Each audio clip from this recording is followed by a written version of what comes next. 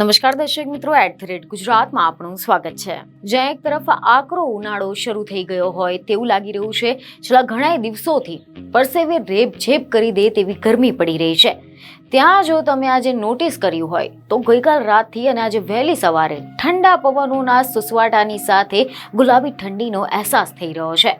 પરંતુ હવે આ બધાની વચ્ચે એવા સમાચાર સામે આવ્યા છે કે હવામાન વિભાગ દ્વારા આગામી દિવસોના હવામાનને ધ્યાનમાં રાખીને દક્ષિણ પશ્ચિમ સૌરાષ્ટ્ર અને દક્ષિણ ગુજરાતના દરિયા કિનારે એલર્ટ જાહેર કરવામાં આવ્યું છે। તો આ સાથે જ માછીમારોને પણ દરિયો ન ખેડવાની સૂચના આપવામાં આવી છે।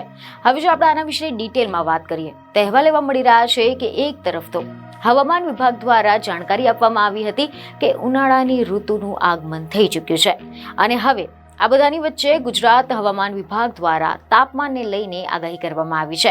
તમને જણાવ્યા અનુસાર રાજ્યમાં ઉનાળાની ગરમીથી આંશિક રાહત મળશે।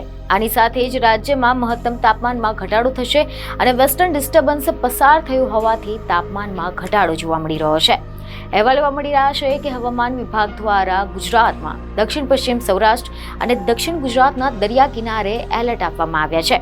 સૌરાષ્ટ્ર અને દક્ષિણ ગુજરાતના દરિયાઈ વિસ્તારમાં ભારે પવનનું એલર્ટ આપવામાં આવ્યું છે। દરિયાઈ વિસ્તારમાં પવનની ગતિ 50 કિલોમીટર પ્રતિ કલાકની રહેશે। તેમજ માછીમારોને તથા અગિયારાઓને પણ આગામી 12 કલાક માટે દરિયો ન ખેડવા માટે સૂચના આપવામાં આવી છે।